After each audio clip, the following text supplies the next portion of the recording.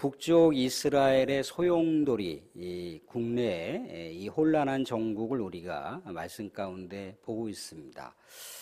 왜 이렇게 죽고 죽이는 이 쿠데타와 살육이 왜 벌어졌을까를 생각해 보면 그 앞서서 여로보암 2세 왕 때 하나님께서 여로보암 2세 왕이 뭔가 하나님 앞에 온전하게 충성스럽게 살았기 때문에 하나님께서 은혜를 주셨거나 축복을 주신 게 아니라 그 반대라고 말씀을 드렸죠.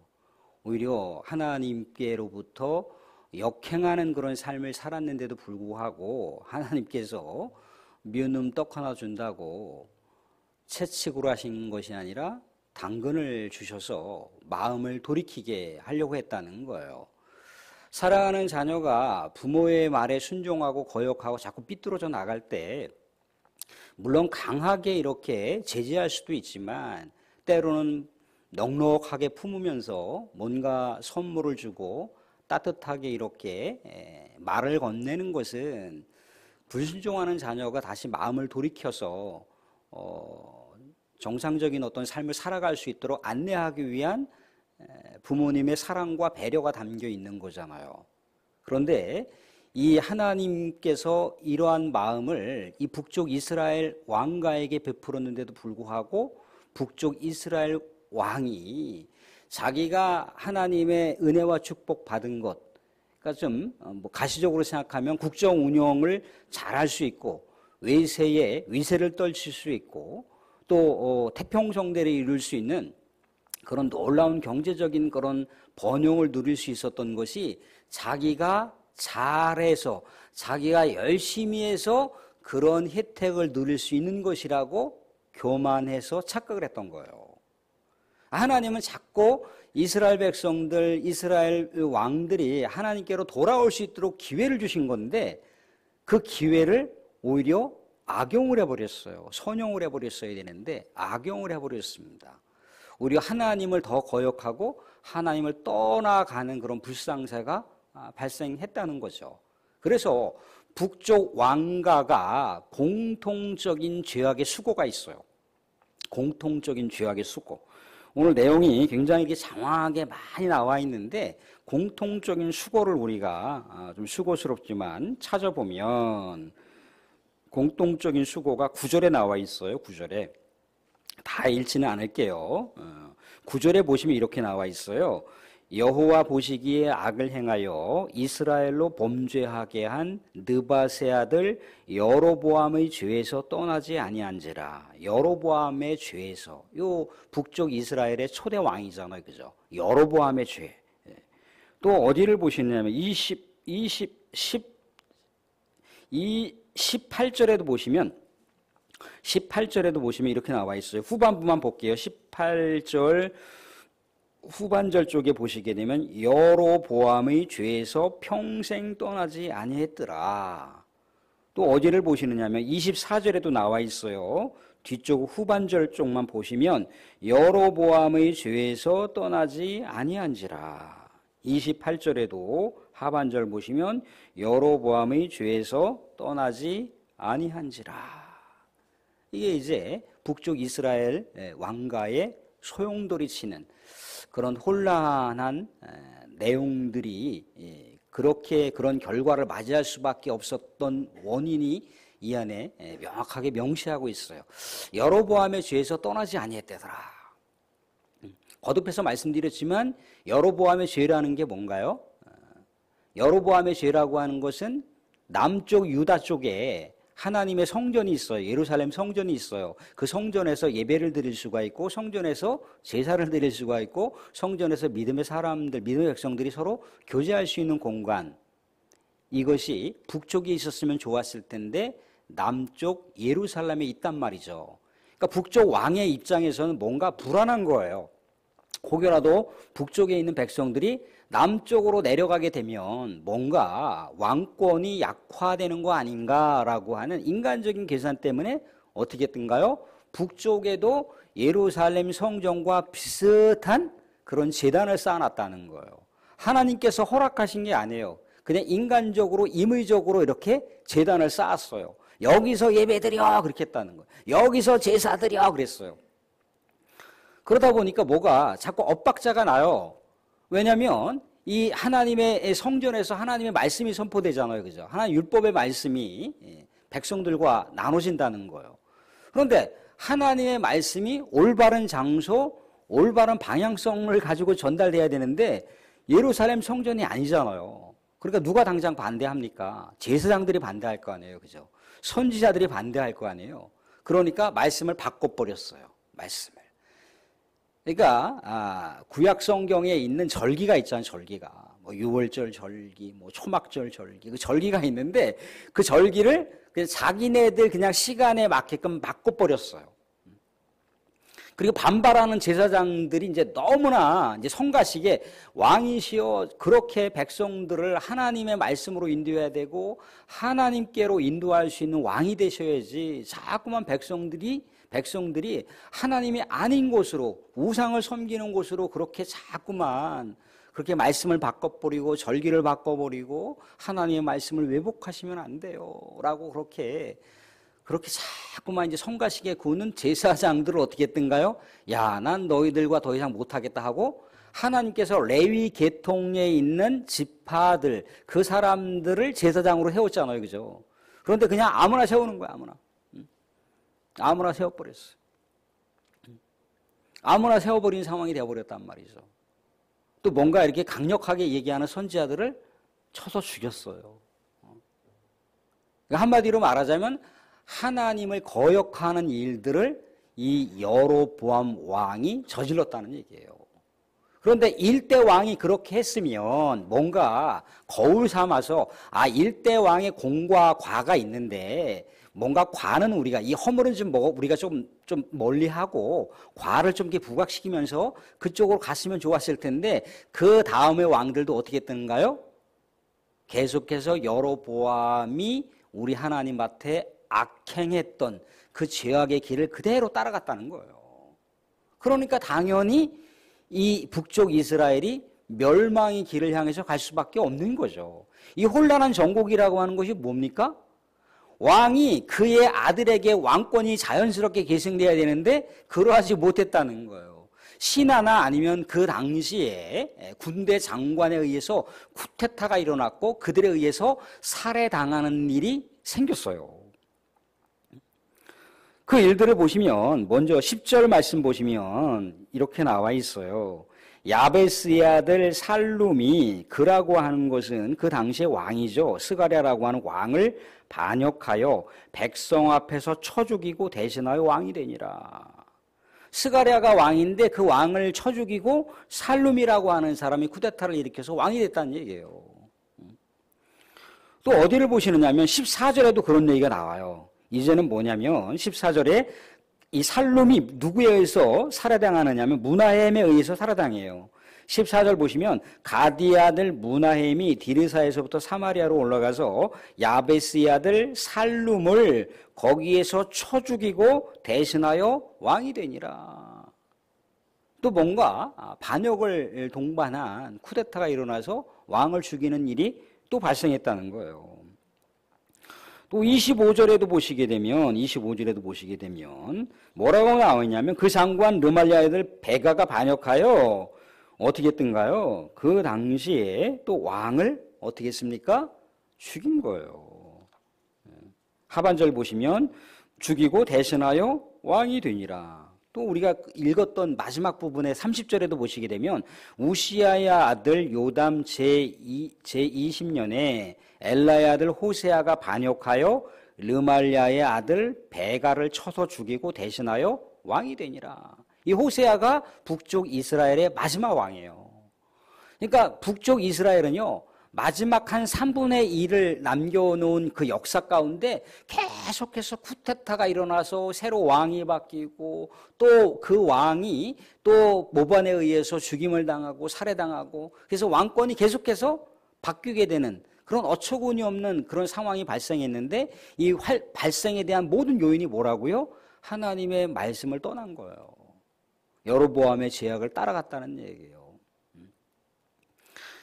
이 왕들이라 해야 어찌 하나님의 백성들이고 또 하나님을 신실하게 모셨던 그 후예들이잖아요. 근데 왜 이렇게 이들이 이탈할 수밖에 없었던 이유가 뭐겠습니까? 자기 방식으로 하나님을 추구한 거예요. 자기의 방법론을 가지고 하나님을 찾았다는 얘기예요. 사랑하는 여러분들, 우리 라디오 한 번씩 다 뭐 예전에 요즘에도 사용하시는지 모르겠지만 라디오 같은 거 사용하실 때 그 라디오 뭐 날씨, 뭐 뉴스, 뭐 가요 나름대로 이렇게 그 방송국에서 보내는 그 주파수가 있잖아요. 그죠? 전파되는 주파수가 있어요. 그죠? 그 주파수를 딱 맞추게 됐을 때 방송에서 나오는 뭐 날씨든지 뉴스든지 기타 등등의 여러 가지 프로그램 그 채널들을 들을 수가 있잖아요. 그죠? 그런데 아무데나 주파수를 맞춰놓고 날씨를 듣기를 원한다거나 음악을 듣기를 원한다든가 뉴스를 듣기를 원한다든가 그러면 그게 됩니까? 안 되잖아요. 근데 북쪽 이스라엘 왕들은 어떤 식으로 했느냐면 하나님의 성전은 하나예요. 예루살렘의 성전이 하나란 말이죠. 그죠? 하나님께서 모세를 통해서 제정한 율법의 절기는 정해져 있는 절기예요. 하나님께서 지정한 제사장은 이미 레위 계통의 지파로서 정해져 있어요. 그죠? 하나님께서 정해져 놓은 말씀의 근간이 있는데 그 말씀의 근간을 옆으로 치워버리고 자기식으로 제사장을 세우고 자기식으로 절기를 만들고 자기식으로 율법을 이렇게 저렇게 해버리는 자기식으로 하나님의 성전이 아닌 곳에다가 성전을 차려놓고 여기다가 예배를 드려 이런 식으로 해버렸다는 얘기예요. 아예 출발점 자체가 어긋나 버렸잖아요. 그죠? 그러니까 하나님의 메시지를 들을 수가 없는 거예요. 하나님께서 보내시는 말씀의 방향과 말씀의 목적지에다가 주파수를 맞춰야지 그 말씀을 듣는데 자기 방식으로 이렇게 하면 하나님 말씀 듣겠지. 이렇게 하면 하나님 말씀을 추구하면서 사는 거겠지. 라고 그렇게 자기식으로다가 하나님을 찾고 자기식으로 하나님 말씀을 들으려고 하니까 하나님 말씀도 들을 수 없을 뿐더러 하나님 말씀이 어디 있는지도 모르는 거예요. 그러니까 하나님과 관계없는 하나님의 말씀과 전혀 상관없는 신앙을 추구했던 자들이 바로 북쪽 이스라엘의 왕들이었다는 거예요. 한마디로 말하자면 그들에게는 하나님이 없었던 거예요. 하나님이 없으니 하나님이 어찌 그 왕들을 지켜줄 수가 있겠습니까? 그러니까 자꾸만 사람이 세우는 왕국, 사람이 세우는 국정 운영이 되는 거죠. 그러니까 또 다른 자가 치고 들어오고 또 다른 자가 치고 들어오고 또 다른 자가 치고 들어오고 그런 사태가 벌어지는 거예요. 그래서 나중에 어떻게 되나요? 나중에 우리가 긴 말씀을 다 볼 수는 없지만 우리가 두 말씀을 보면서 말씀을 좀 정리하도록 하겠습니다. 19절 말씀을 보시면 이렇게 나와 있어요. 무나임 왕 때 쿠데타 일으켰던 무나임 왕 때 19절을 같이 한번 읽어보도록 하겠습니다. 19절 20절을 한번 읽어보겠습니다. 19절 20절 같이 시작. 아수르 왕 불이 와서 그 땅을 치려하매 무나임이 은 1000달란트를 불에게 주어서 그로 자기를 도와주게 함으로 나라를 자기 손에 굳게 세우고자 하여 그 은을 이스라엘 모든 큰 부자에게서 강탈하여 각 사람에게 은 50세겔씩 내게 하여 아수르 왕에게 주었더니 이에 아수르 왕이 되돌아가 그 땅에 머물지 아니하였더라. 아멘.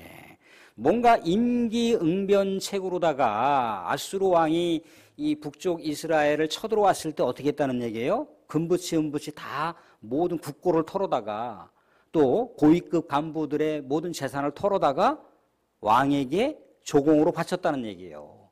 아수르 제국 왕에게 조공으로 바쳤다는 얘기예요.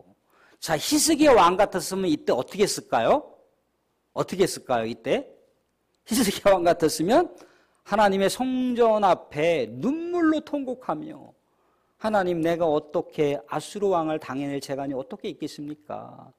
하나님, 그냥 하나님만 바라봅니다. 하나님 어떻게 하면 좋겠습니까? 라고 성전에서 하나님을 인정하면서 하나님께 부르짖었잖아요. 그죠?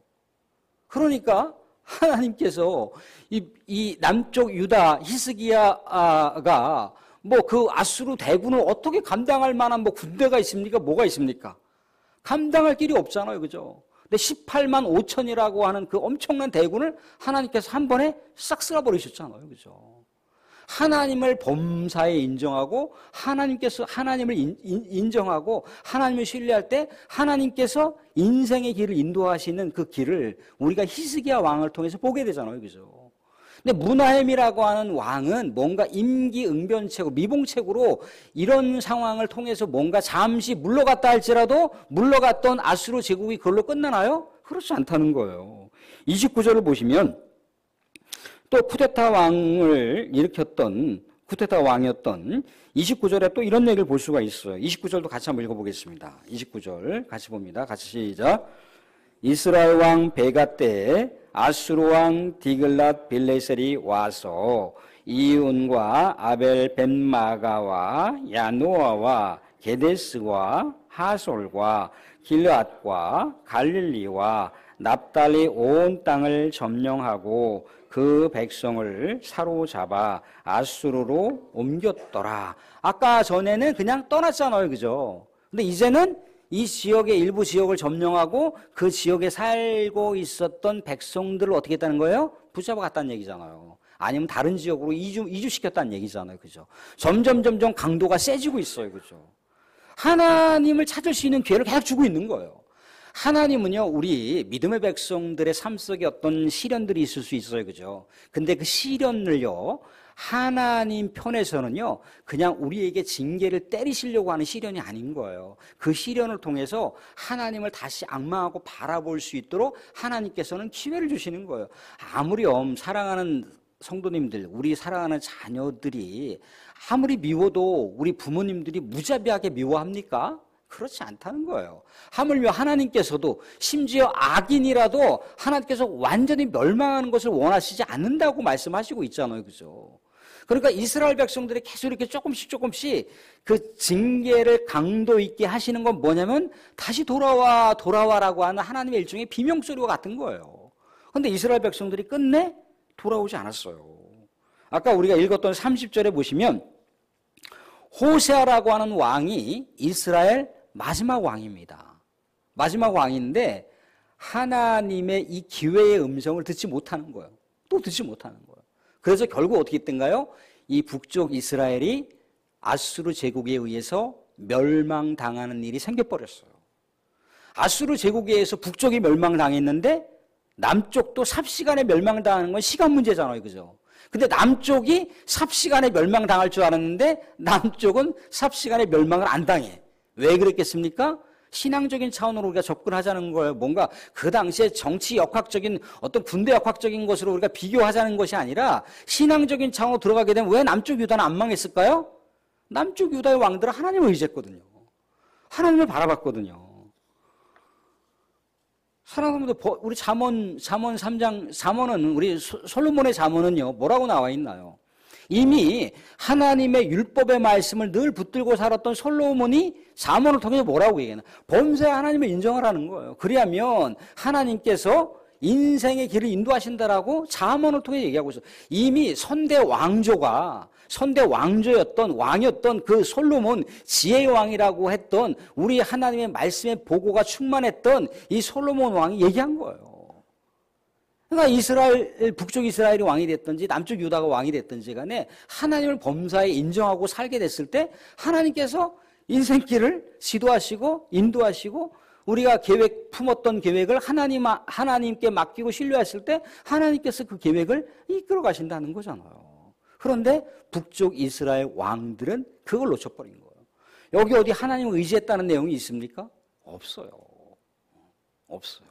그런데 이 상황 속에서도요, 하나님께서 약속한 내용이 성취된 게 있어요.